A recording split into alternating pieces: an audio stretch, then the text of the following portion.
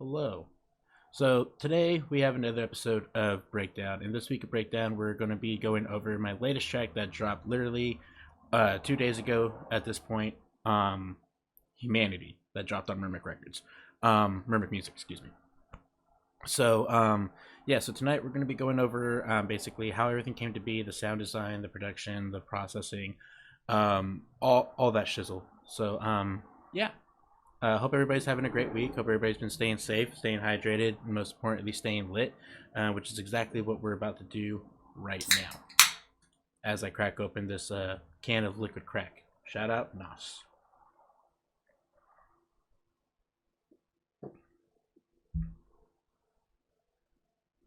So while we're getting prepped for the medication, so to speak. We're gonna go ahead and take a listen to the track. Crack, exactly. But while we're smoking it up and getting ready to break this whole thing down, we're gonna go ahead and take a listen to the whole thing in Ableton. Fingers crossed that it works this time, because last time we had some technical difficulties. So pretty sure we got it solid this time. So let's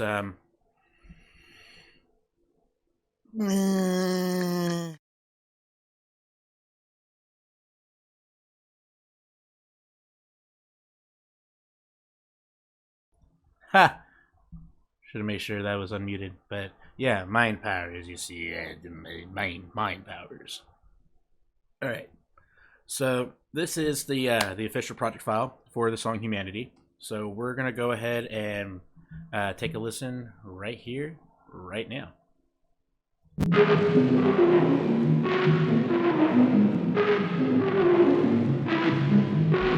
We're two different species.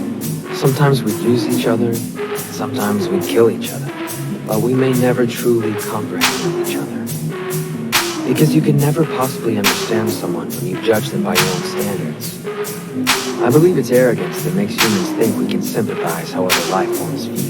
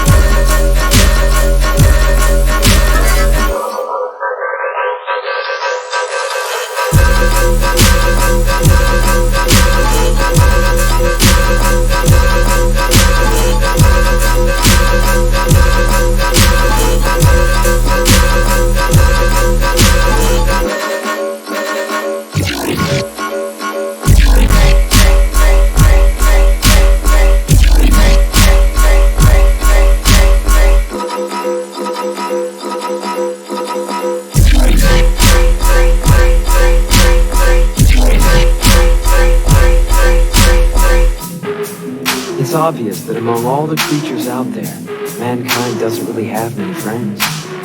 But even if we can't relate to them, they're still our neighbors, and they deserve our respect. We humans protect other species because we feel alone. We protect the environment because we don't want to go extinct. Look inside the human heart, and all you'll find is self-preservation.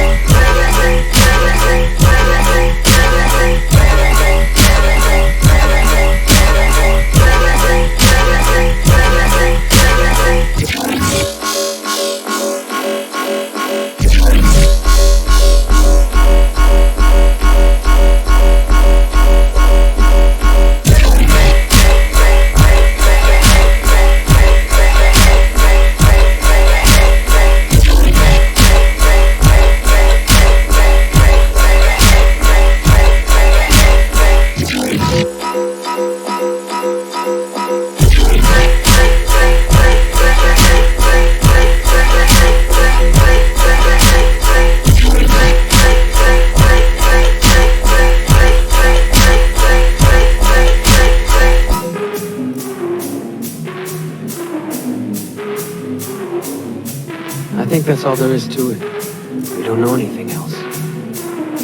And I doubt it'll ever end. I mean, it seems to work so far, right? Well, that's what I think. And so, in the end, it's a contradiction for us to love the Earth without loving ourselves. All right. So that's the whole song. So if you haven't heard it, that's the whole song. So yeah, go listen to that shit. It's all over every platform, everywhere. So yeah, I guess I should kind of go over what led me to make this song. During the time that I made this song, I had just finished rewatching one of my favorite animes called Parasite, the Maxim, and it follows this a young Izumi Shinichi is his name, and during the course of this anime, parasites are taking over the small town in Japan, and basically render humans as cannibalistic monsters that eat people's like human heads, pretty much. And so, in Shinichi's case, his parasite only affected his arm or his left hand. So his left hand is eventually named Migi, which Migi means left hand. So this excerpt that you heard was actually sampled from the closing dialogue of the very last episode. So this song to me holds a very dear message to it, which is the very, very last part, which is like the home, like the part that's going to hit home the most right here. Let me just slow it up. Well, that's what I think. And so, in the end, it's a contradiction for us to love the Earth without loving ourselves. And that's like the main message that I wanted to drive home for the people at home listening to this. But yeah, so like making it, I just finished watching the anime, and I thought, make a song that embodies that message in a kind of fierce, energetic way, so to speak. And so that's what we have here for this song. Yeah, so let's go ahead and just break it down piece by piece. So let's start from square one, and let's go right into the intro. So we'll go here. So this is the intro that goes into the breakdown, to the build up, and to the fake out. So really, it's super simple, and the reason why it's super simple is because the main thing that you hear is this this little line, right, this synth line right here, and that drives the main melody. It's pretty much the main melody and harmony of the whole song. And it's really, like I said, it's super simple. You see, it's just a note. This is all a sequence pattern that I made. Well, not made. I took a preset that was in Vital, and I kind of just adjusted and reverse engineered into my own liking. So it's very kind of lo-fi, very soft, melodic type of thing. Go ahead and pull up the see if we can pull up the patch. Oh no, I gotta unfreeze it. Oh, bummer. All right, let's see. It's fine. But yeah, that's pretty much it for the intro.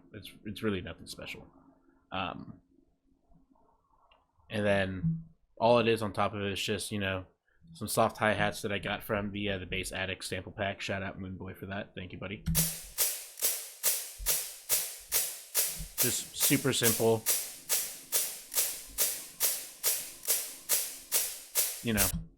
On 4 to the floor hits, and then got this little rhythm clap from Atomic Sounds that sounded pretty nice for this part.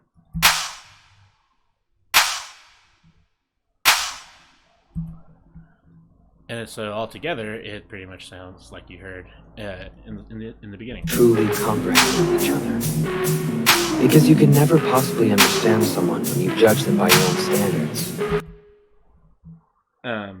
And yeah, like I said, sample the closing dialogue from the last episode, which is and here's here's the audio, the audio vocal by itself. We're two different species.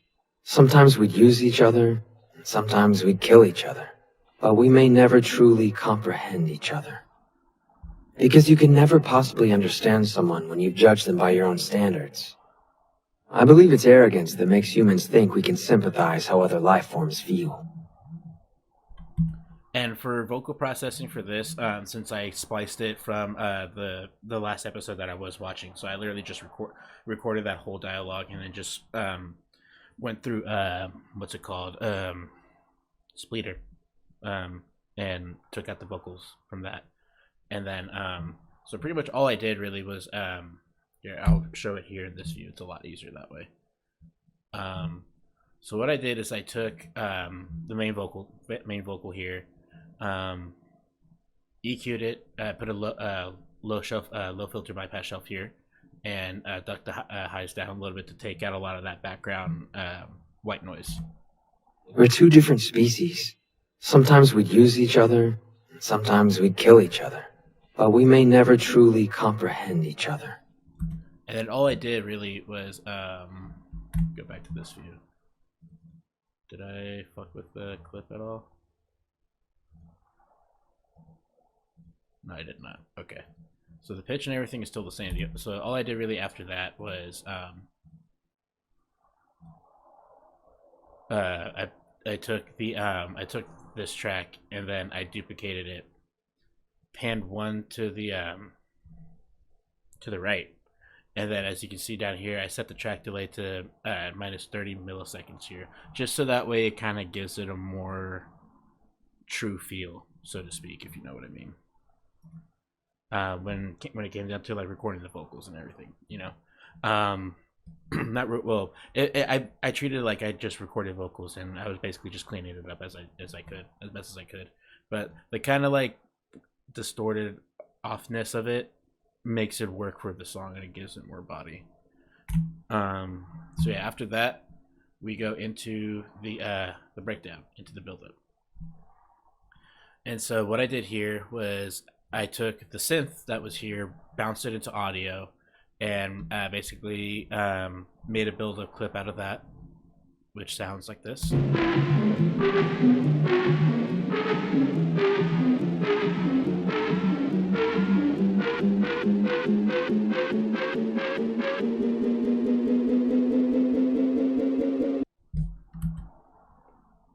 And then layered with that, I'm not sure if you remembered from my previous the last breakdown episode, but towards the end, I went over on how to make a build-up out of any sound clip, any MIDI or whatsoever, and that's what I did here. So this is basically automation from here on through here, bounce into audio. So now it sounds like this.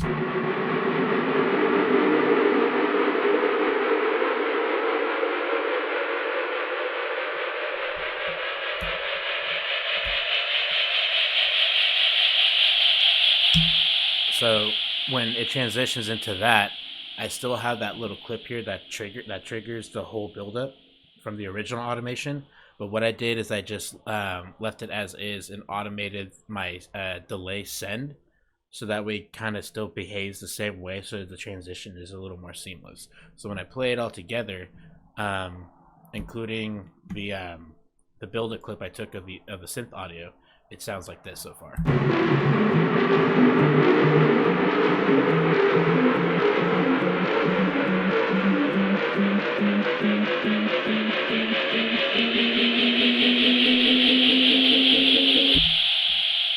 And then you notice how it kind of the hit as it speeds up kind of ducks, makes the build up sweep kind of duck a little bit.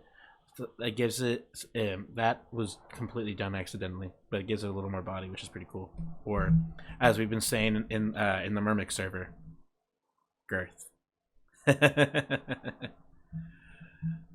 And then underneath it here, we just have this nice little impact from the Subtronics pack. Oops.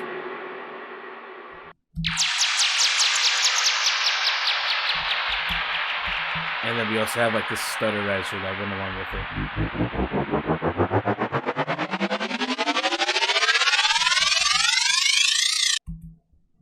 And then underneath here, we just have I have a little percussionary build-up clip that I made a while ago. Here.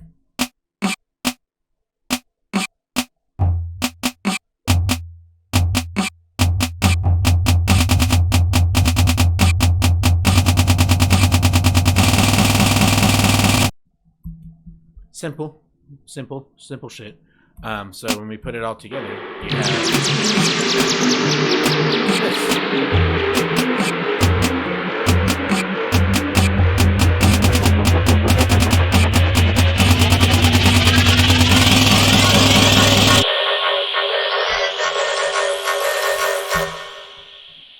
and then all this, all what that was is basically just the whole bass group together, swept in with a band one frequency automation and some reverb automation. So here, and then actually we'll do it like this. There you are. So then watch here, as well as, you know, the Pro Filter EQ, the Fat Filter Pro Q.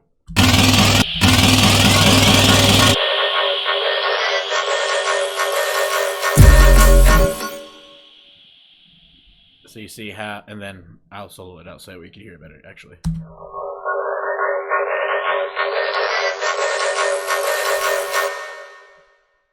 Kind of gives it a little more tension, a little more energy, so that way when the drop hits, it hits.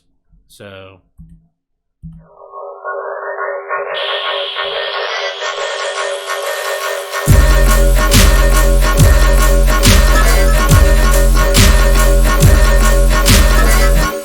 all right, enough fucking around. So yeah, now comes the fun part. The sound design for the drop. Oh yeah. It really, not, believe it or not, it's just layering. Everything else is rather simple, kind of.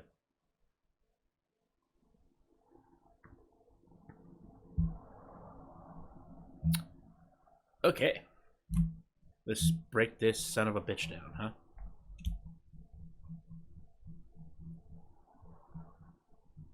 Let's take a look at the first section and expand.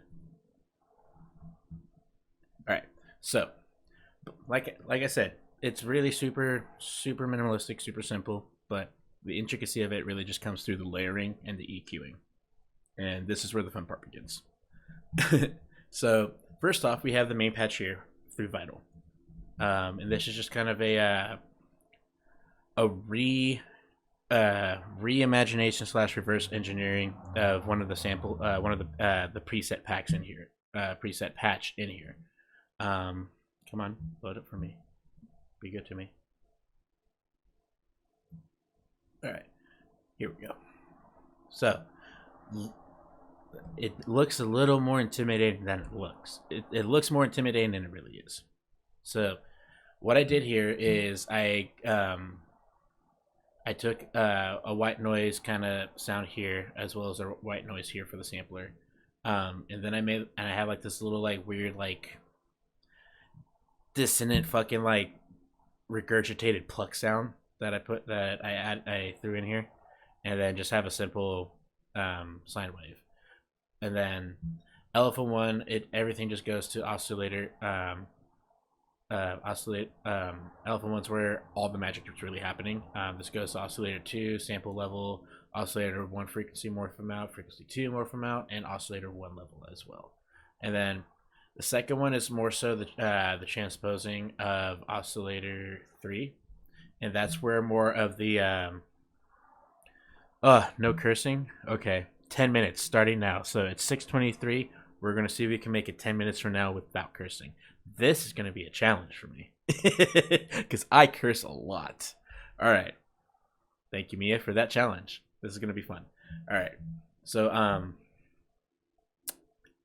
Bet. I will. I will get through these 10 minutes without cursing.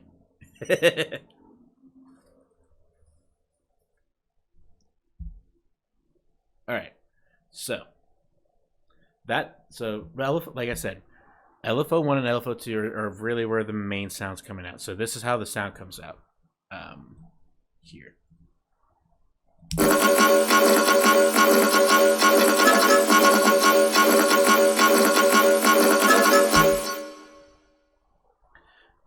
Crazy, right? Like I said, it's really not as daunting as it sounds.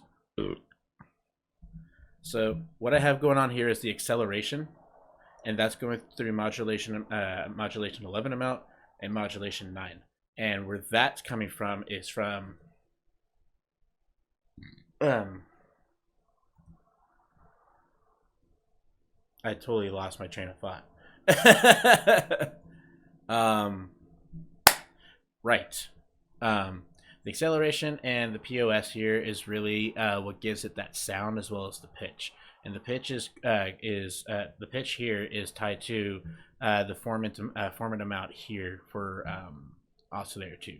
Whereas the acceleration is going to modulation 9 and modulation 11. I can't for the life of me remember where that modulation is coming from. It's probably crud. See? Saved myself. Did not swear. Haha.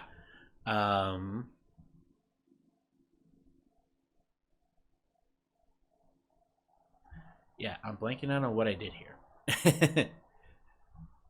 I promise you, it's not as daunting as it looks, but super simple. And then I just have two filters going on. I got an analog filter set at 12 decibels, and that's set for oscillator 3. And then everything else is set and bound with this comb filter here. And yeah, that's pretty much the main patch. And then the secondary patch that I have here is a serum patch, little machine gun patch that I made long ago. But it goes along with the main hit and flow and melody pattern of the initial main patch sound.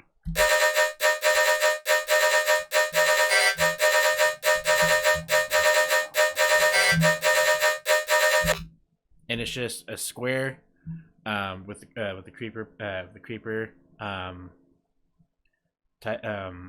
with the comb filter, and it's literally just here in the envelope, just super minimal, so that way you could just kind of stack those notes, and that's pretty much what's going on here with the MIDI sequences. So if I pull these two up here, playing together at the same time.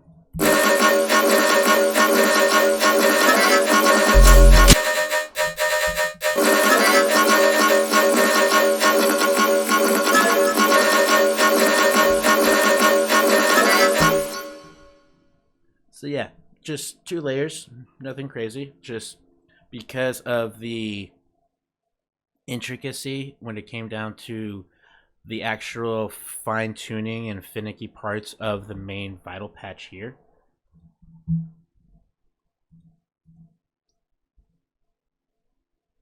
Yes, I did things. And the main patch is going to carry out throughout the entire song, just through different variations. And the variations really comes through the frequency here. As you see, it's set to eighth notes on dotted beats.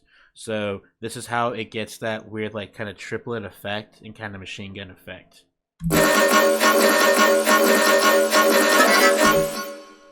Cool shit, right? Oop, I failed. Ah, you got me. And I was halfway through too. Ah, man. Hey, you know what? For the first time, not bad. Not bad. I'll pat myself on the back for that one.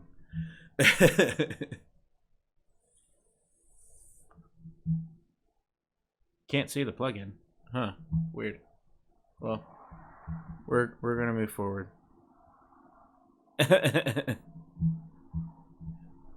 So then here we switched it up.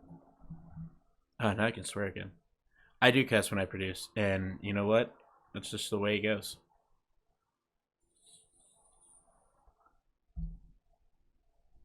the way she goes, man. All right. Right. So the switch up here is basically, it's the same pattern, just exactly no matter where I'm at every time. But yeah, so it's the same pattern as you saw. Just as you see, we are here at F. We go down to D sharp, and that is going from F. That is one step down. F, E, and then yeah. Hydration check, indeed, indeed. Drink your water, kids. Drink your water. All right.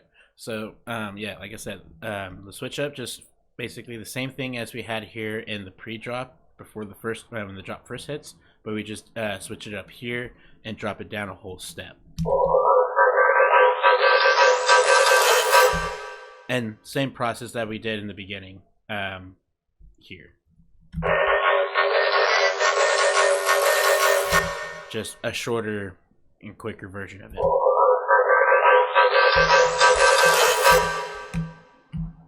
And then, like I said, it's the same thing as the first half, just a step down.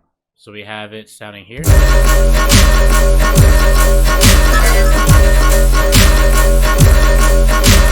Switch. And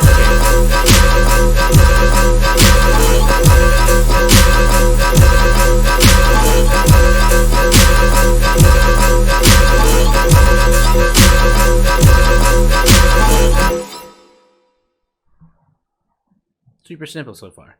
So now at this point, for the complete switch up in the second half of the drop, we add 2 more sounds and switch up the flow of the whole thing.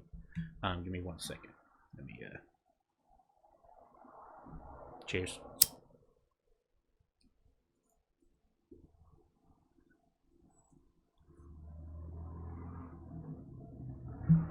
By the way, shout out Green Trees Glass for the pipe. For the pipe. Beautiful design. Great glasswork. If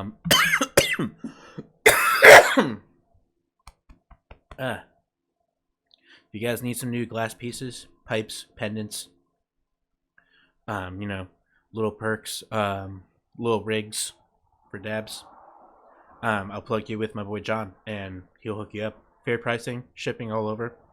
Really, really high quality glassworks. I mean, shit. Look at this shit.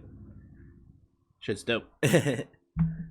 Shameless plug for the homies. Gotta plug the homies. Gotta support. Gotta support. All right. Now that I had some fresh herb in me, now let's go on to the switch up. So the switch up here, we go from the crazy quarter note triplet, weird timing tempo type of drop, which all this isn't is 4/4 at 140. It's just the way that the set those notes are stacked. It's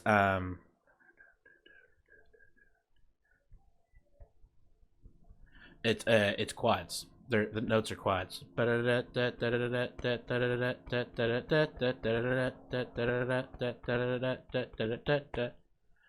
It's just those extra 2 steps. Yeah, I could break it down even more, but it just gets more convoluted. So we're just going to keep moving on.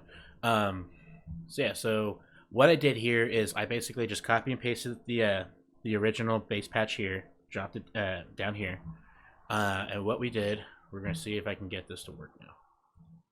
You should be able to see them. I'm pretty sure you guys are able to see it. So it's the same preset as before, but notice here on frequency, it's just set to regular quarter notes, quarter frequency. So like I said, it's the same patch, just different rhythmic flow.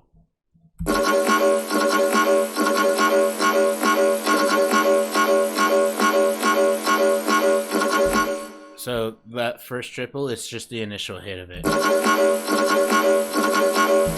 So you notice how I have the notes set in like a triplet fashion?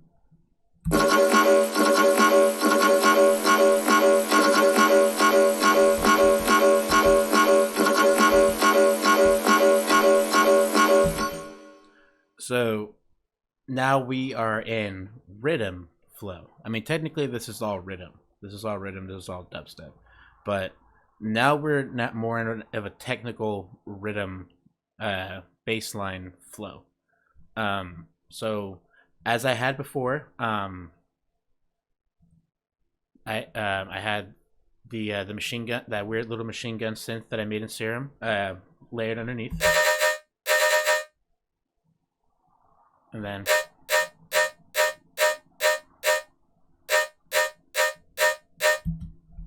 so that way kind of adds that, you know, that extra character, that extra um, tonality that we were looking for. So that way it's just not the same thing, same sound over and over again. So when we layer both of these together, you'll have the main the drop sounding like this.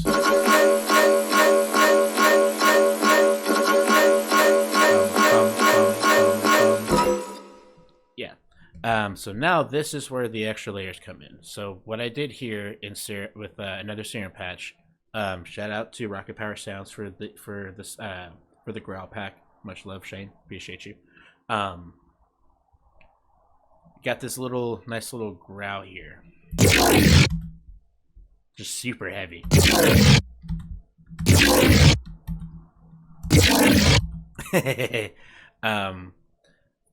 So with that, all I did was just some basic EQing. Here, I'll show you.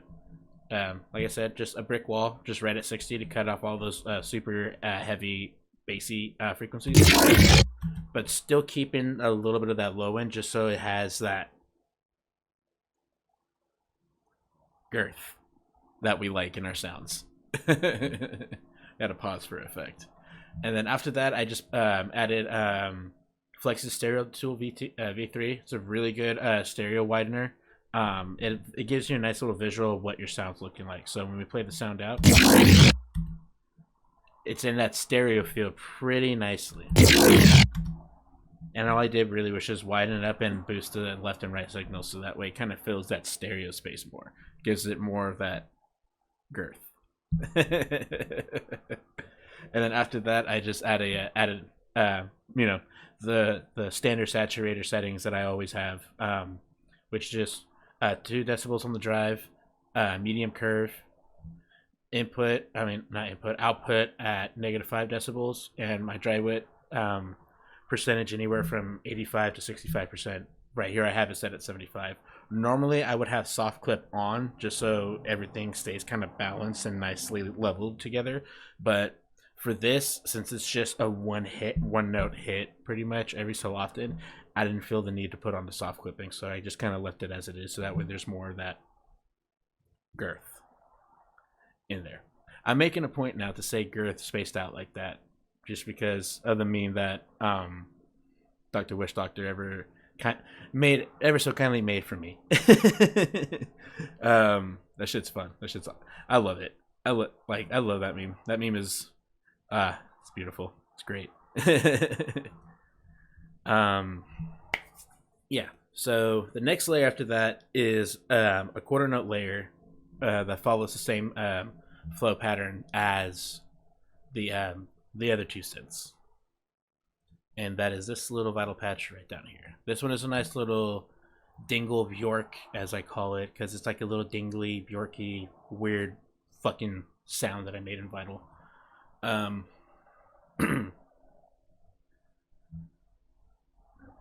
Yeah, it's just this weird like wavetable that I found in here, with just a basic shape and this weird jaw harp thing that I found in Vital as well. Vital just has a lot of like super weird, really super weird wavetables that just make sound design a lot more fun for me. So as you can see, I have a lot of there's a lot going on in here, and this is when I was in kind of like my binge / zone of just like focusing in on making this patch little by little here and there, tweaking here little things here and there, and then by the end I'm like, cool, I'll save it so I don't have to worry about trying to make this shit again.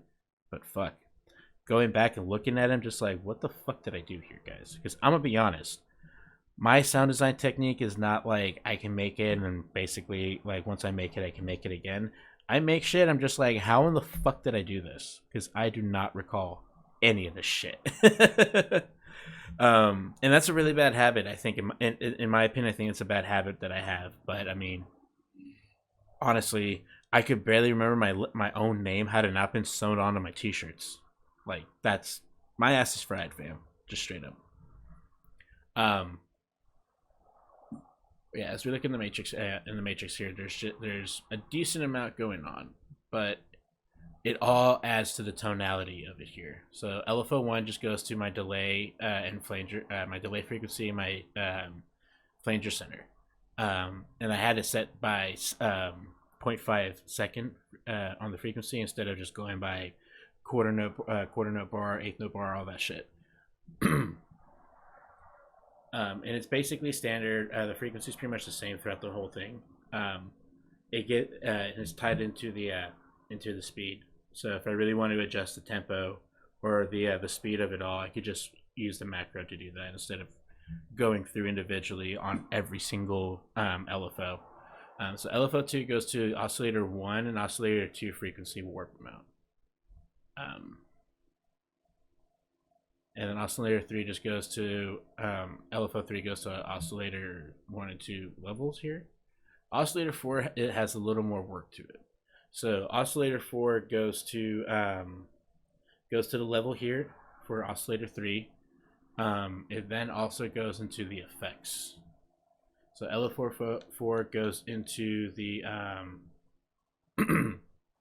here the flanger mix, as well as the depth of my phaser and the overall mix for my multiband compressor. And this right here is kind of like the main LFO that triggers and gives everything the whole body for the sound. So now we listen to the actual sound itself. Hold on. Pull it back up, just to be on the safe side.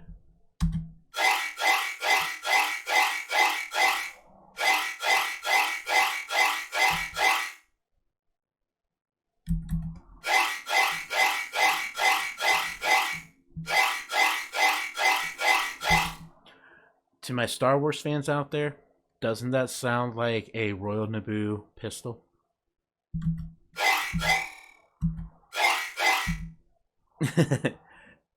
And the cool thing is, with this patch specifically, I could literally just sit here and just stack a bunch of like notes on top of each other to give it like a weird like stutter, like glitch sound. So like, for example,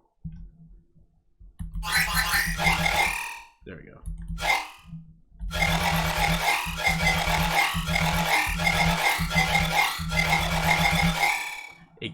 It's cool. It's weird. It's funky. So yeah.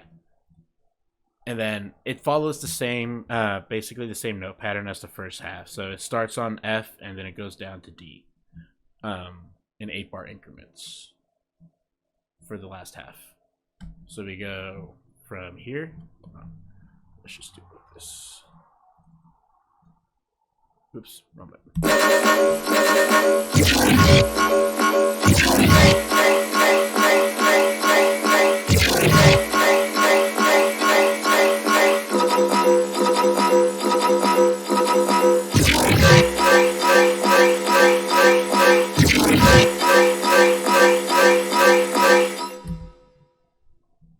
So now that we got the sound design and all the weird shit out of the way, now we break down and go into the sidechaining of the sub.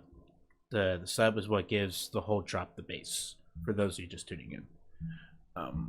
So we go back this way, and then we go down, down, down. So what I did here for the first half is I basically did what's called ghost sidechaining. So ghost sidechaining is setting up a channel where the initial signal will be triggering the sidechaining, but the track that it's going to be sidechained with is muted, muted, so that way the signal is still being sent, but the channel that you're sidechaining it with behaves accordingly to what is being sidechained. So pretty much what I did here was a typical 1-3 drum pattern ghost sidechain to the bass.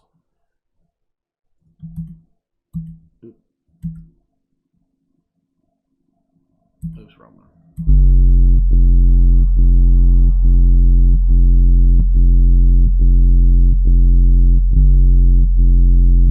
So notice how it's dropping every single time it comes across the signal of the of this kick channel right here.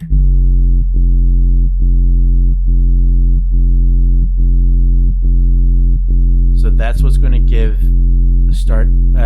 gives it space for that kick to breathe. But when we sidechain the kick and the snare to the sub, it'll be more impactful because it's already behaving like it's already sidechained.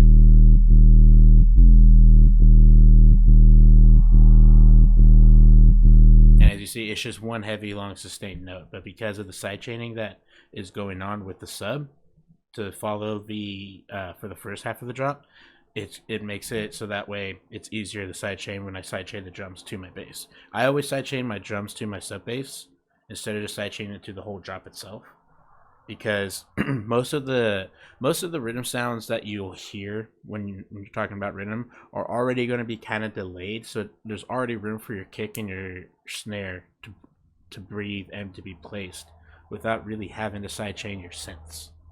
So that's what I've learned, and that's how I've always gone about my my productions. I always sidechain my drums to my sub, and the sub is sidechained to. So the sub is sidechained to the synth of the drop, so the sub behaves like the drop, and then the drums are sidechained to the sub, because that's what's really going to muddy up your mix, is not properly sidechaining to your sub. So that way your drums are more impactful and they hit and they smack you in the face.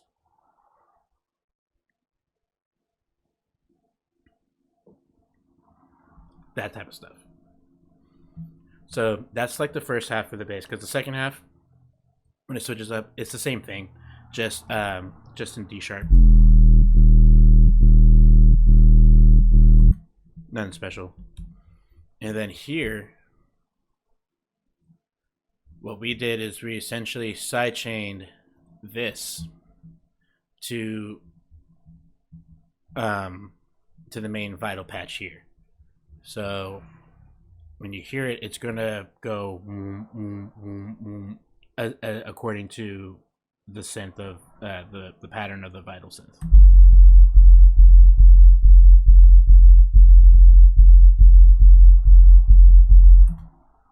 Very boomy, right? And then it's the same thing down here.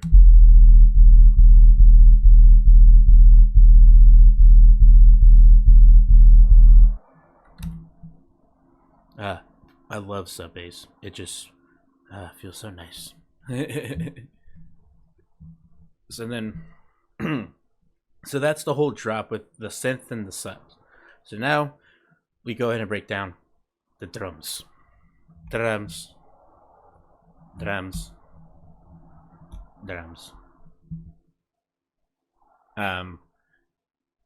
Pardon the names. As you can see, boof, rhythm, shit set. I aptly name my sounds and my songs appropriate to what dubstep is. It's stupid shit. But I love it. That's why I make it. So this is pretty standard with a lot of my drums, and you're going to see this the more you tune in and watch these breakdown streams, the more similarities you're going to see on how I do things. So you're going to really see essentially like my shortcuts over time and how things are placed quickly in my workflow and all that. So what I did here was for the drums, I always layer 2 kicks. One kick is hitting the 1 and 3 as basically the boom of the first hit, and then the extra pop that comes in on the snare. So normally if you're going to layer drums, you want to have 1 kick constantly on the 1 and 3, so that way it gives your initial kick and your snare more pop and more boom. So that way it's boom, pop, boom, pop, boom, boom, pop, pop, boom, pop, pop. You know, shit like that. Pop, pop. You know, you gotta pop.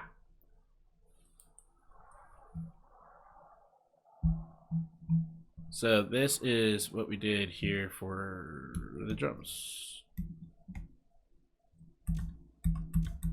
Why is it? Oh yeah, sidechain's on. Aha! Stupid. Ugh. Jesus, that was loud. But yeah, my shit be hitting though. So notice how there's a lot of boom to it. But there's still some high frequency resonance to it. You know, it's like a hi hat and a kick being hit at the same time. Just and these are the kicks I use mainly a lot of my songs. Sometimes I'll switch it up so it's that way the kick's more of a knock or a thud instead of a boom.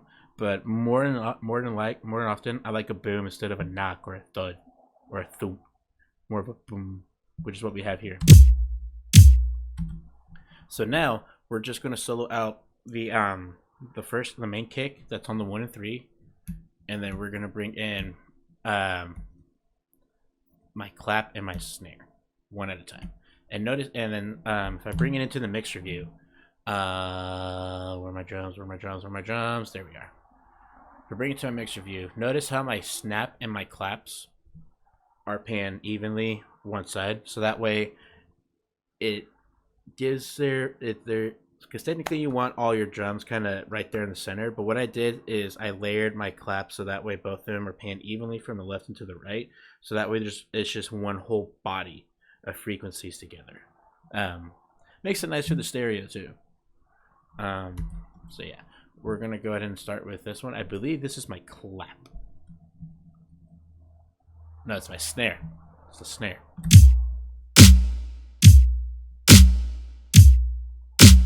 So it hits, but we want to add a little more to it, right? So then what we do is we bring in the clap.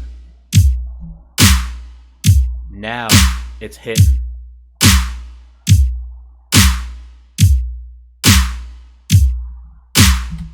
And so how I got the sound and how I got my drums to sound this way, for the kick specifically, all I did was I added a drum bus, and I use a drum bus on every single drum hit because literally Ableton's drum bus plugin that they have here is literally the best drum plugin I've ever used when it came down to processing my drums. I can't tell you how many times I use this thing on a consistent, repetitive basis on all my drums, whether it's drums for hip hop, lo-fi, dubstep, D&B, anything that I'm doing when it comes to producing. Even if I'm recording a live band, I'll even use Ableton's drum bus to make those drums just have more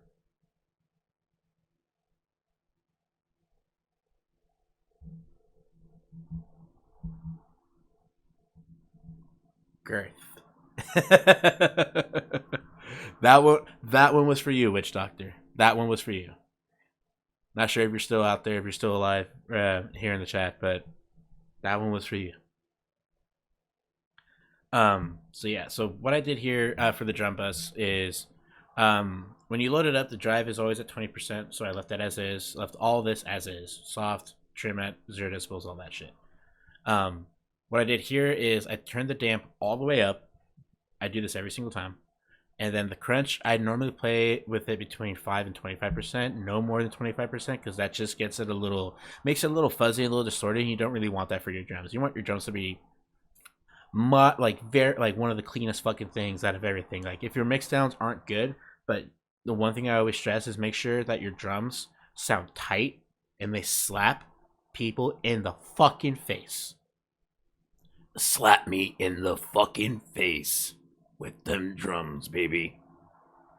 Yeah. Don't mind me. It's been a long day. So then after that, I do some EQing on the main kick. And I basically, what I do is I brick wall it hard at 60, anywhere from 60 to about 20, depending on the track. And then I made a little valley dip, so that way it kept some of the high frequencies, but cleaned up some of the low end in the mid low. So that way the second kick that comes in gives it a little more body. So here it is with the fat filter on. So you see how it still has that boom, but leaves a lot of room here for my clap and my snare. And you'll see it. You'll see it once I show you the end product of the final mix chain of the whole drum group. Because I do a mix chain for each drum sound, and then I do a whole mix chain for the whole drum group. That is the kicks and my snare and clap. My hi-hats are all set separately, so that way it doesn't get messed up in the side chaining or anything like that. So yeah. So then after that, I just added a compressor to it and just had threshold down to 5. I put the out down to -2, and the knee just straight 17 decibels. That way that shit's just booming the entire time. And then for the second kick, the kick that's just hitting on the 1 of every beat. Nothing too crazy. But the same thing with the drum bus, and then the EQ is just a little different. I took out all the high pitch, the high frequencies. I kept some of the mid and the mid lows, and just boosted the frequency right here exactly at 85. So that way there's just a little more thud in that. So that way when you have both kicks together, especially on that one, there's just that boom.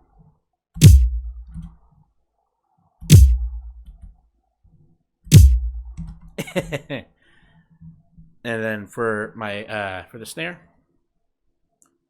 same, just a drum bus, but I set it at max of 25, so that way it gives it that sound. So here, let me show you how exactly drum bus works. So this is my snare without drum bus and EQ, and now with drum bus,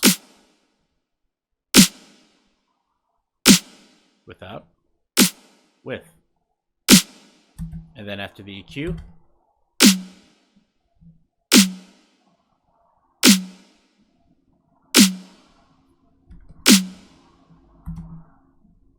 and then what I did here was just brick wall it just under 200 right here, about 185, 188, just so there's more room for the kick and the overall stereo feel for the drums. You definitely want that kick to breathe in there, you know what I mean? And then and then pretty simple, same thing for the clap, except I didn't use a drum bus because that clap was already pretty strong without it. So all I did was just some simple EQing for it. And that was just making a brick wall right here at 785 hertz. Oops. So that way when the snare is layered with it,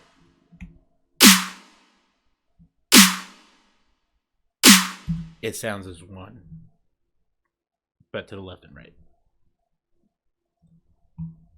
And then what I have down here is just a little hi-hat and cymbal pattern.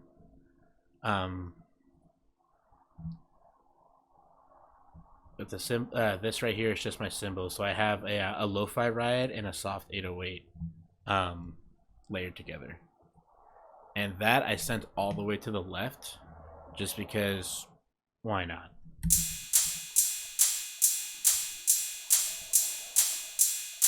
And notice how the stacked hits are on the off time on the 2s and 4s.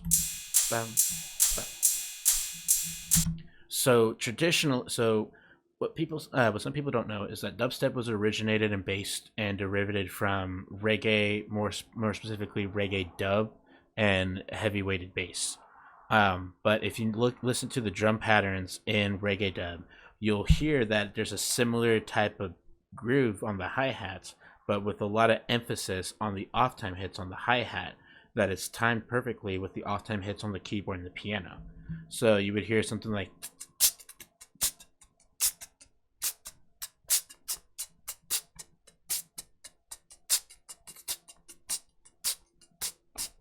you know, just to kind of it's just more so like keeping a groove. And then what I did is I layered the same hi hat from the Bass Addicts pack along with it. So we have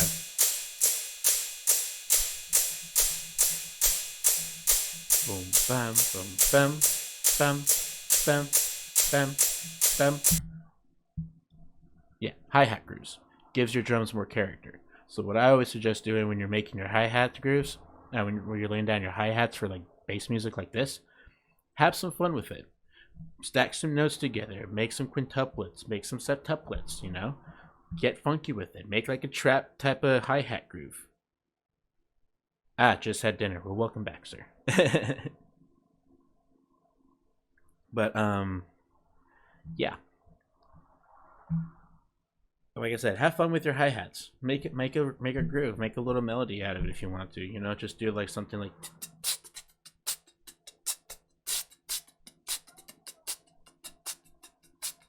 you know, or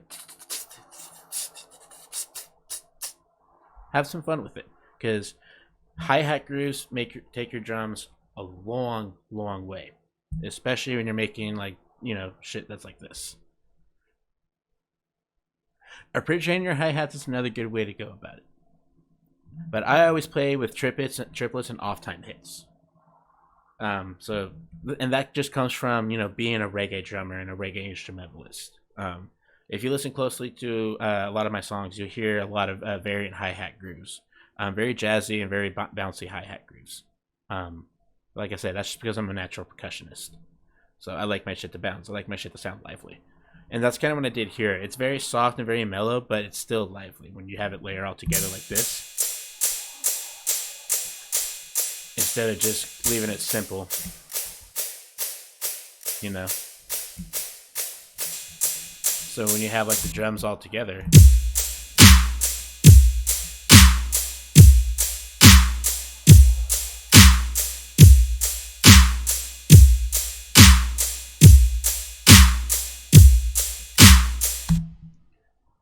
the groove just gives it, you know, like I said, more liveliness, more bounce, more of a human feel type of thing. You know what I mean? And that's something that I feel like a lot of us producers should assimilate in our DAWs, is stuff that sounds more like it's an actual person playing it. So like some of my drums, what I do is I'll have them just off of the actual grid to assimilate that humanistic feel. Some people like it, some people don't. I enjoy the fuck out of it, but that is just me. So now let's go ahead and get into the actual post-processing of the drums. And this is pretty standard, and this is what I've been, for those of you who don't know, I teach basic production and basic production, processing, and mixing and mastering and all that shit. Mainly just, you know, production, basic production skills and Ableton workflow and stuff and all that. Humanization is the differentiation between emotions. Yes, 100%. And I feel like with that, it gives the song itself more emotion as well.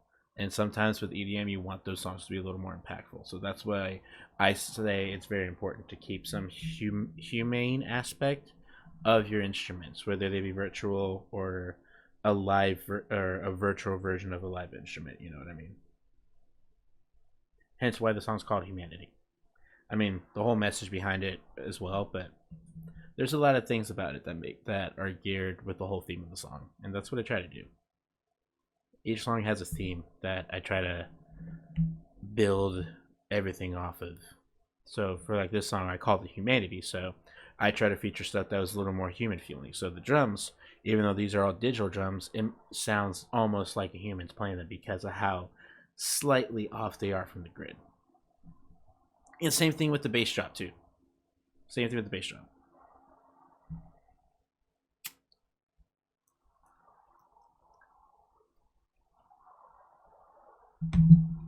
Alright, so now let's go ahead and go over the post-processing of the drums.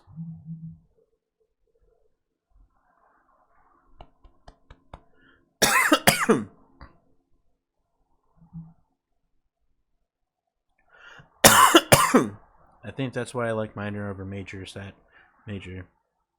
Sadness seems like much more of a colorful emotion group.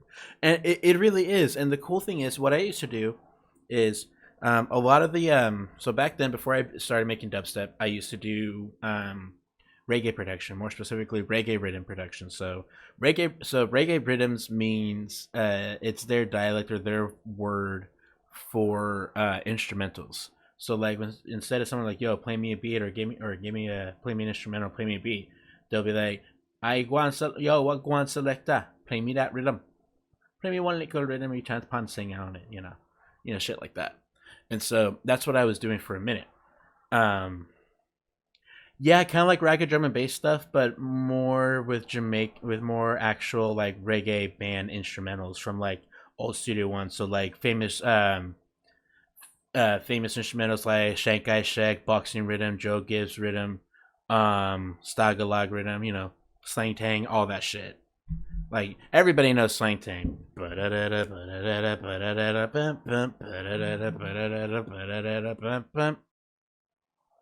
But yeah, that's pretty much what it is. And kind of lost my train of thought on where I was going with this too. Like I knew what I was like saying last, but I just forgot where I was going with this.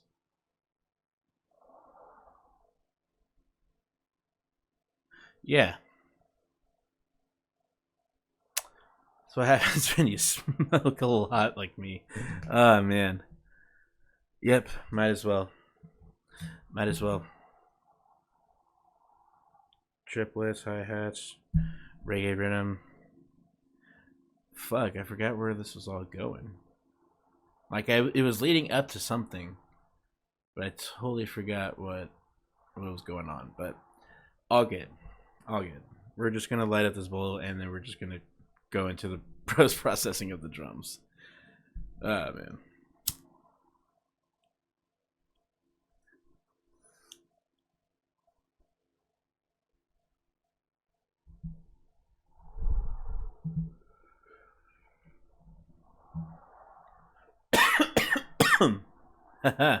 That was a good one, fam. All right.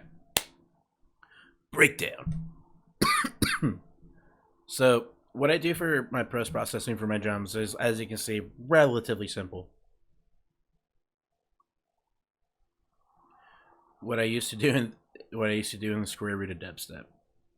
No, yeah, I know what I was saying. I know like the topic I was talking about, guys. I just don't remember where I was trying to go and what the final plot point of the conversation was.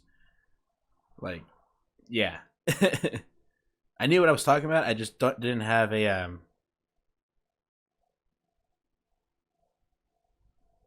just didn't know what path I was going with, or where my conversation was going, more so, or my rambling was going.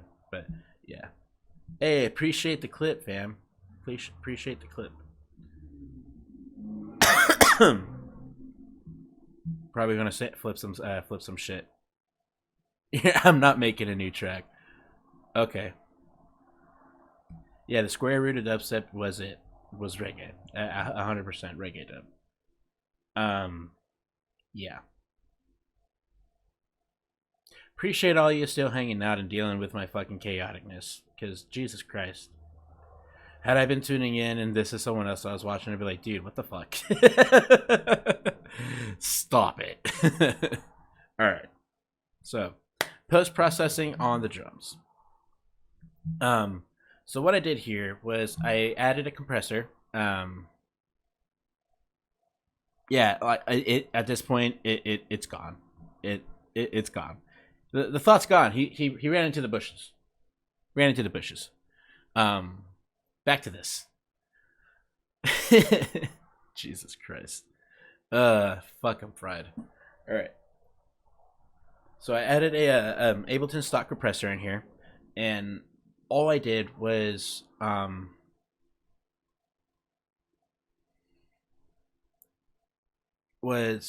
sorry, I've seen the chat and it's like distracting me, so I'm just like, ooh, shiny movement. But yeah, so what I did here with the compressor is I set it to the attack to 259 milliseconds and the release to 8.6 milliseconds. So what you want to do when you make your, oh, you're all good, Bush Doctor, you're all good. No, No worries, all good.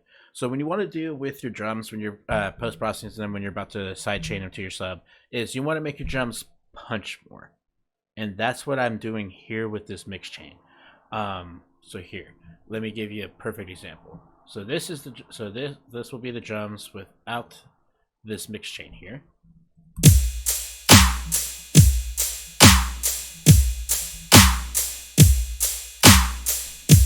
Not bad, right? Not bad. But here's how we get that punchiness. So what we do is we turn the compressor back on, and like I said, the 259 milliseconds for the attack. You don't have to do it, but the point is slow attack, quick release. So that way it just kind of punches more, in a sense, when you're compressing it. The next what we do is we add our saturator. And the saturator is, just like I mentioned before, the only difference with this and every other standard setting for what I do with my saturator is I have my output at negative 2.5 decibels. Instead of a whole negative 5, we went halfway on that bitch. So this is how it sounds now with just these two plugins on. It's getting there. It's getting it, right? Slowly getting there. So now what we're going to do... Oh shit, I just smacked my bong. Thank God I did not knock it over. And I just realized I have a bowl in there. So let me hit this and then we'll go into the next plugin.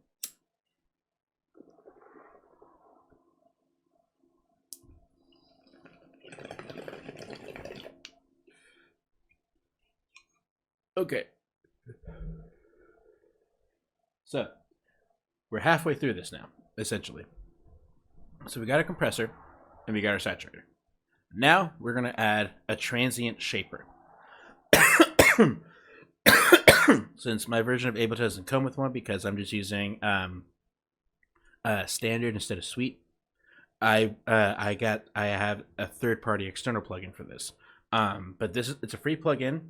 It's called Bittersweet. I forgot who's it by because I'm fucking stoned. But Bittersweet is a transient shaper. So all I did with Bittersweet here, I'm gonna turn it back on too, so that way you can hear it a little more.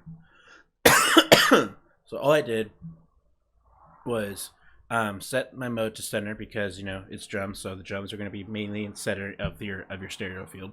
And I basically just kind of boosted, made it a little more sweet. So I kind of gave it a little more oomph. So here's the drums again without it,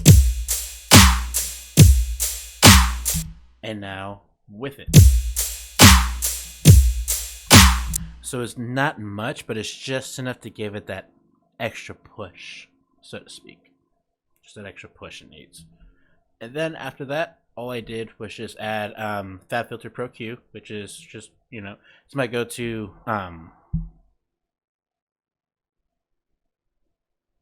EQ plugin. Thank you. Brain farts today. And all I did was I just boosted where the kick is and kind of created a little valley in here to still kind of give it more space. Oh wait, do I have it on? Aha! Joke's on me.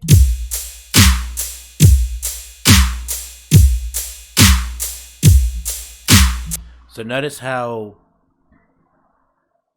the main weird tonal sound that we got from the snare with how it's EQ'd went away. That's because the valley that I created here is sitting right where that snare would hit. So when I turn it off,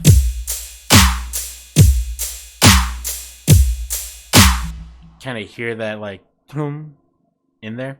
So now what we do is we take that out completely with this valley.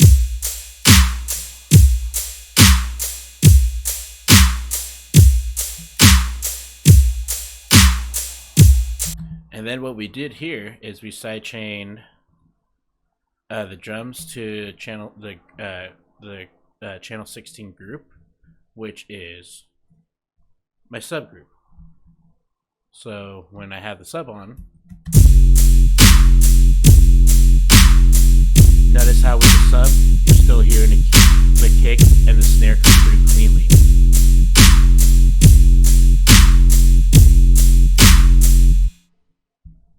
And then here when we go to D sharp,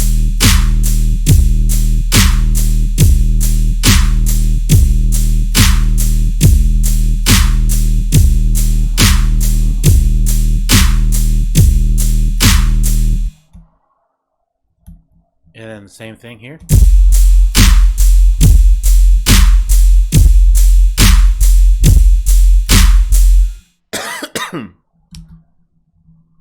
And like I said, with everything else and how the sound is, it doesn't the group of the synth doesn't really need to be sidechained with the drums because of how most of the sounds already behave.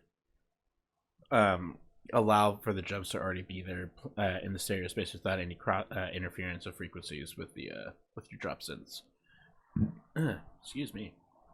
So yeah, that's the first drop with the drums explained. So we don't need to explain the drums on the second drop as much. So we get that out of the way. Yay! So once we the drop is finished, we go back into the into basically like the intro melody, but it's followed up with the second with another excerpt from the speech from Parasite here. It's obvious that among all the creatures out there, mankind doesn't really have many friends. But even if we can't relate to them, they're still our neighbors, and they deserve our respect. We humans protect other species because we feel alone. We protect the environment because we don't want to go extinct. Look inside the human heart, and all you'll find is self-preservation. Beautiful, beautifully said. And the funny thing is, I was originally going to use the original Japanese dub, but I feel like the English dub just hits more because it's a better translation for everybody who follows anime or does not can understand and appreciate. So I hope that when people listen to this song and when you leave here from the stream and go listen to it if you choose to, you kind of understand the message behind it a little more. And the message behind it is basically what he says at the end. It's a contradictory to love the earth when we can't even love ourselves. So this is a general reminder to the people that we need to love ourselves and love our neighbors and everybody around us, regardless of what's going on and what they do. You know what I mean? And once we can do that, we can then take care of everything else. But it always starts with us. You know what I mean? The key to solving all the problems is by working on ourselves, in my opinion. And that's kind of the mindset that I had when I was making this song. And that's why I chose this excerpt of dialogue from the anime, because it followed that message very, very closely, and I felt like it was a good choice. So the intro and the breakdown is nothing different. It's the same. Everything is still the same after here. Here. It's obvious that among all the creatures out there, mankind doesn't really have many friends. But even if we can't relate to them, they're still our neighbors, and they deserve our respect. We humans protect other species because we feel alone. We protect the environment because we don't want to go extinct. Look inside the human heart, and all you'll find is self-preservation.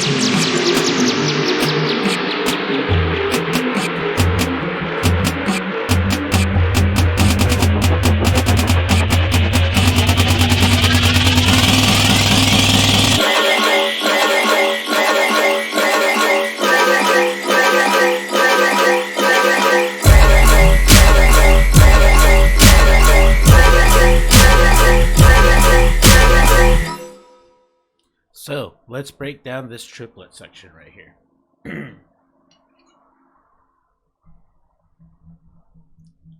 So what we did here is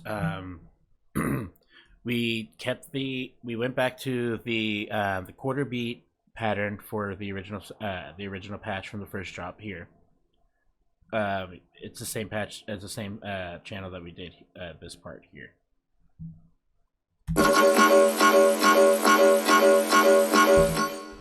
So we basically just took this beginning part here and we used it here. But every 4 we go from F to D sharp. Kind of give it a little more rhythmic flow for the second drop. Switch it up a bit.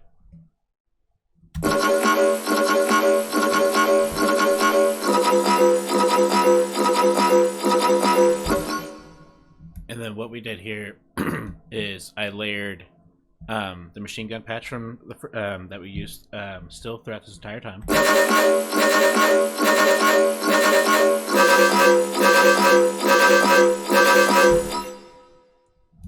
And then what? Bleh. Now here's where the fun part begins.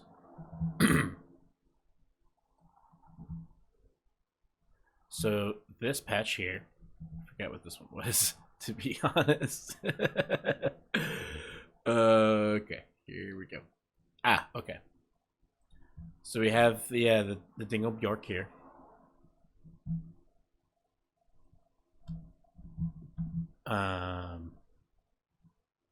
The only difference is wait there. Oh, yeah, there it is.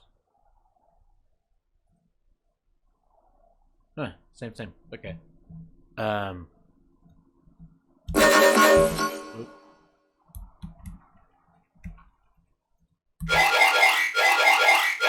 Triplet pattern.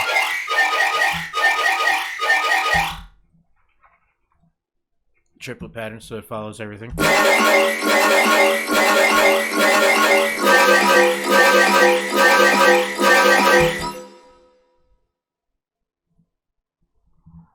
And then what we have here is this weird little like Wookie wubby kind of perky type of thing that I made in Serum. I don't fucking know. It's some weird shit. So this is a wavetable that I made and loaded into Serum and just left this as is and just synced F from B. I got a low 18 filter here. And LFO1 is basically sent to sub if I turn it on.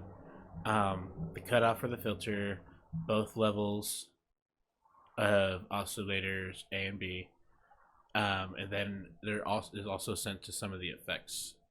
Is sent to here at the distortion frequency. It's also sent to my EQ gain for my high and EQ frequency for my low. So then we have this one.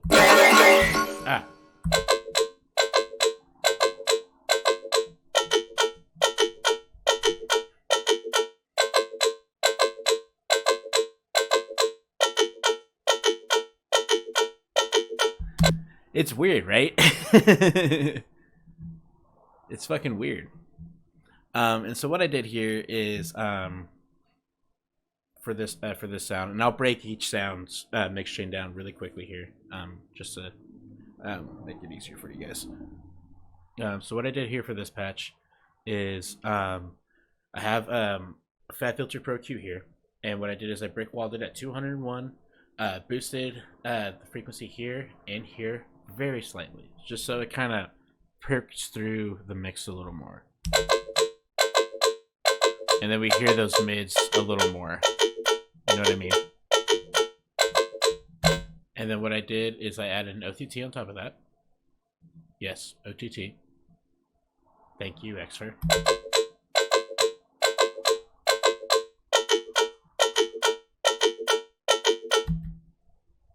And then, as you see here, some glue compression.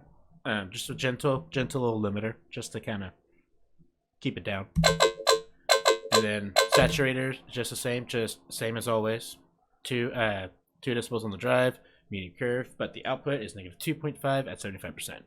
I threw a limiter on there to kind of push it an extra 2.5 decibels, just to kind of give it a little more, just to push it through a little more.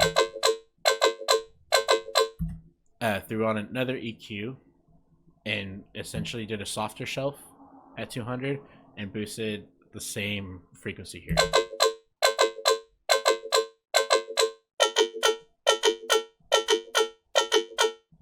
And then I have it panning here, so it's very subtle, but if you have really good headphones or good monitors, you'll be able to hear it.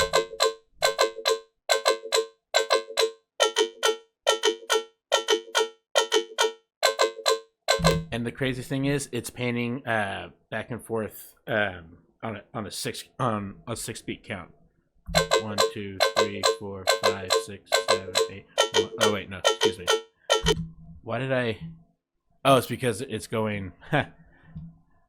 Because I counted the whole. I counted this thing. I'm an idiot. Don't mind me. I have no idea what the fuck I'm talking about. It's panning back and forth on a double time count.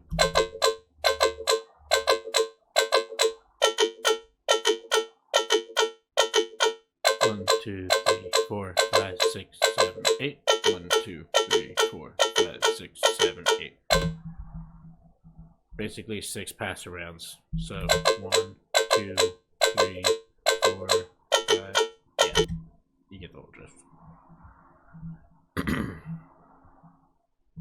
It's weird. It's weird shit.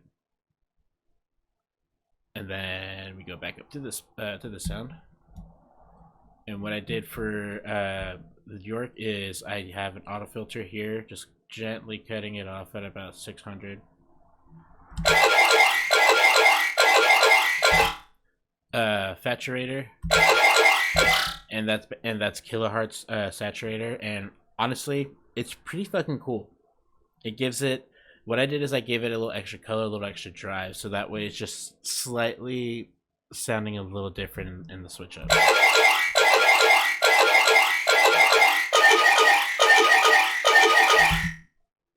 My bad. My kilohertz thing went out, so I don't have my former filter on. But there is a former filter on in the mastered version. And then just another EQ at the end.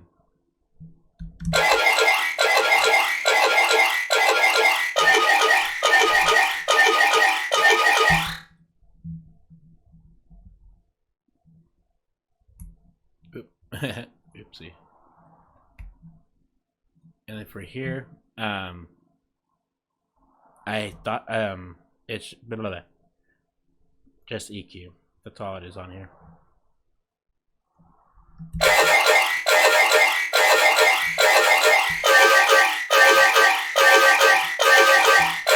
And the same thing on this, just an EQ.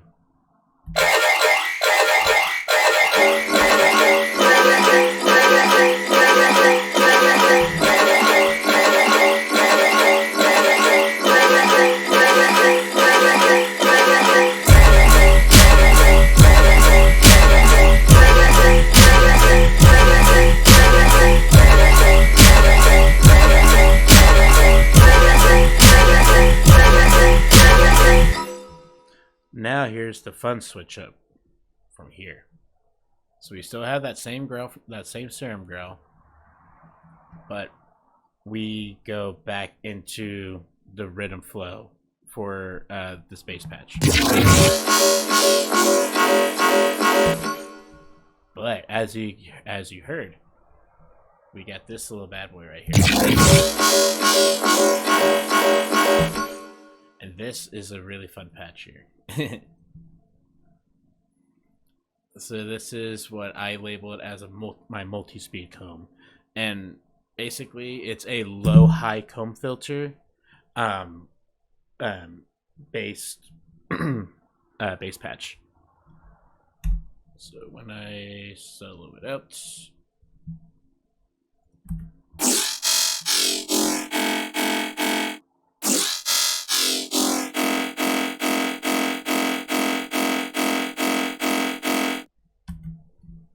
And it really is just this weird sound up here with a harmonic series synth waves, and that kind of gives it the voicings that it has behind it.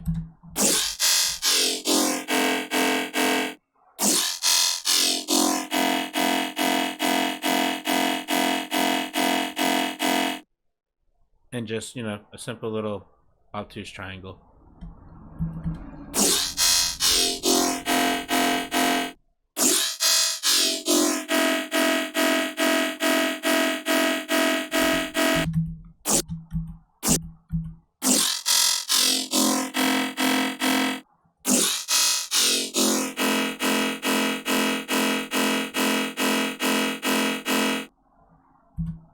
Yeah. What was I gonna say? one thing I love about Vital is the simplicity and the streamlined feel of when you're using both your envelopes for your patch as well as your LFO. Because this shit is just so fun. So the main thing that's going on here is just envelope one, LFO one, and LFO three. So envelope one is only I send it to my delay mix and the compressor mix, to my chorus as well as my filter mixes here.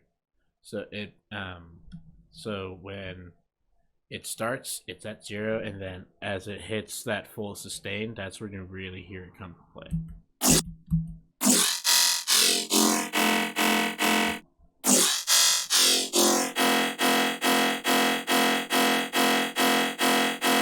And then LFO1 is sent to my waveframe and distortion amount for LFO for oscillator 1, as well as my filter 2 drive right down here.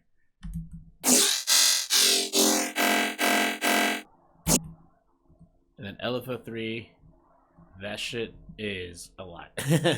So we have it with we have the modulation amount here for modulation 10, sample level, also to modulation 2, modulation 9, oscillator 2 level, oscillator 1 level, and delay feedback. But I turned the mix of the delay and my chorus down, just because when I was mixing it down, it was fucking around. The frequencies weren't hitting right. So I originally had these on and it sounded good when I had them on, but as I was mixing it down and post processing it, it just wasn't hitting right. So I had to turn them off, unfortunately. But and you know what? That happens every so often. It's not like it's a bad thing. Yeah. So then from there we go back into that rhythm flow, but wrong way. But we with the same layers as before and the Bjork, we have the little wook wonky wubs layered underneath. And then what I did was I took the clip of the multi-speed comb bass that I did, and I bounced it into audio and placed it down here. Just so it was easier to kind of assemble it the way that I wanted it to, without having to do too much automation and take a huge dump on my CPU. So when I bounced it and chopped it up, this is the flow pattern that we have here.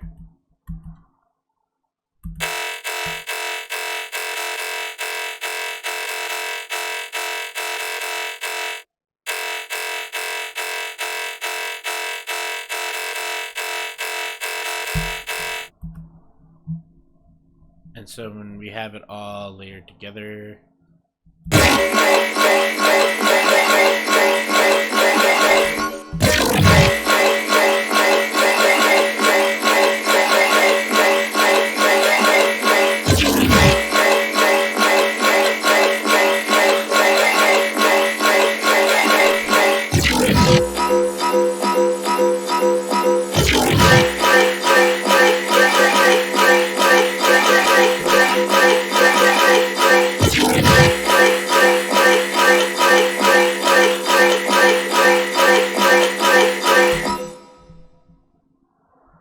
yeah. So notice how each sound is layered, but you can hear him distinctively. Let me play him again.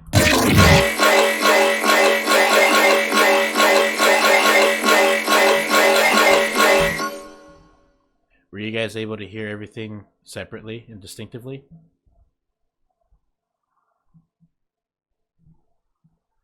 Let me know, so that way I can base my response off of that.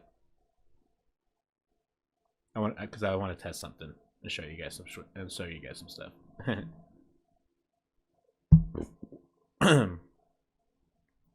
But if you were able to hear everything distinctively, then Awesome.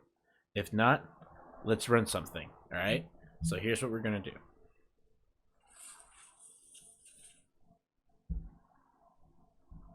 Listen to this sound real quick. All right.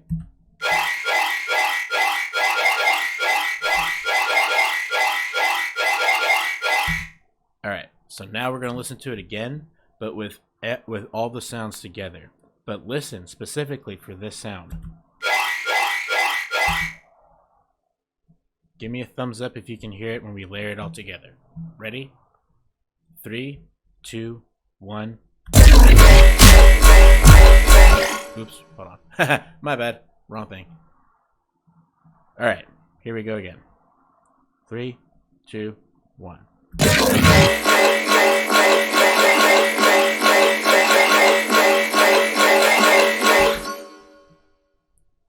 Were you able to hear this? With everything else turned on?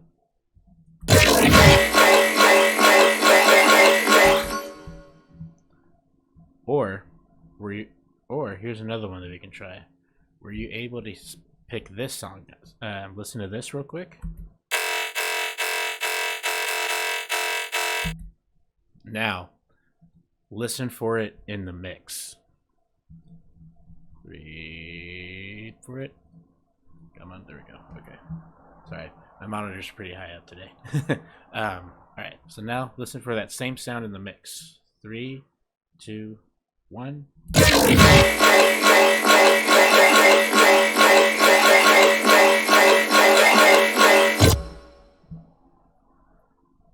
Notice how you're able to hear that as well as everything else layered in perfectly.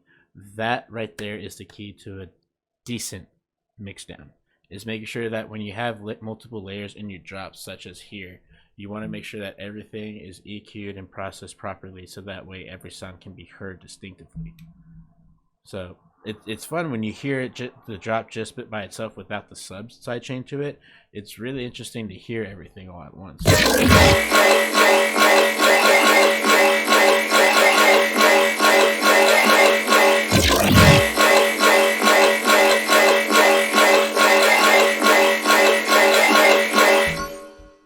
Awesome, right?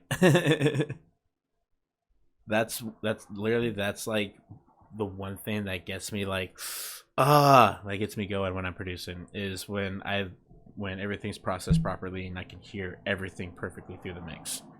And yeah, so that's pretty much the whole switch up of the drop. And then the second half is just the same thing, but just back to D sharp.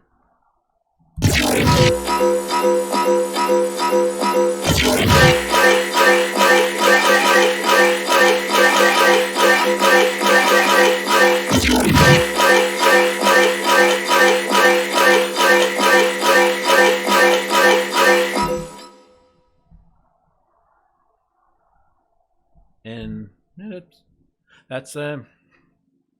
that's pretty much it. Yeah, that's pretty much the whole song in its entirety right there guys.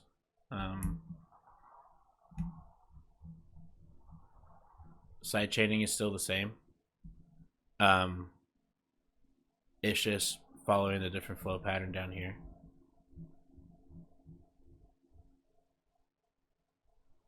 The flow pattern here is following the rhythm pattern, and then here is the same thing as up here, just following the same notes. Drums are sidechain the same. Everything is pretty much the same. It's a pretty relatively simple and like I said, it's simple but yet somewhat intricate because of the layering. And like that's the part that makes this song so impactful, in my opinion, with the drop, is the fact that the layers are so nicely stacked on each other.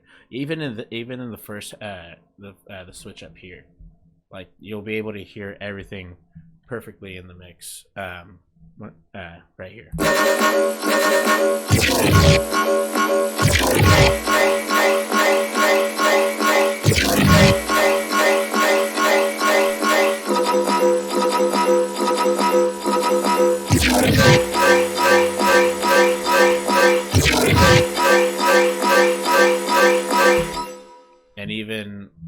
first half here.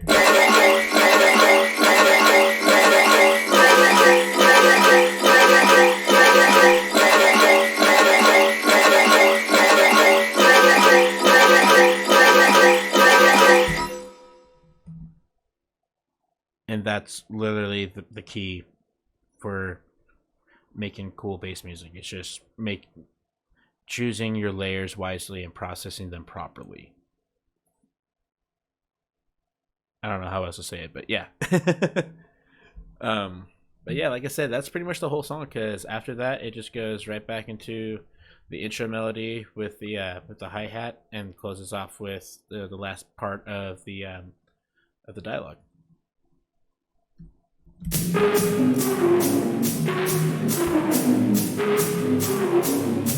I think that's all there is. But this part right here is the most impactful part of the whole song. I think that's all there is to it. We don't know anything else. And I doubt it'll ever end. I mean, it seems to work so far, right? Well, that's what I think. And so, in the end, it's a contradiction for us to love the Earth without loving ourselves. All right, fam. Well, that's going to be this week's episode for Breakdown. In the stream, we did a two-parter because we had some viewers join in pretty late in the stream. So not only did we go over Humanity, but we also broke down and go over in detail my song Coney Island Party from my EP, Who the Fuck is Eka? So be on the lookout next week here on the channel, and there's going to be the part 2 uploaded here on the channel next week on the 18th. So be on the lookout for that. And speaking of the 18th, we also have my collaborative track with Petty God coming out on Murmc Music called Killshot. Pre-save link will be in the description, so please pre-save. Any pre-saves would be greatly appreciated. So pre-save, be on the lookout for that, because this tune is going to be fucking massive, fam.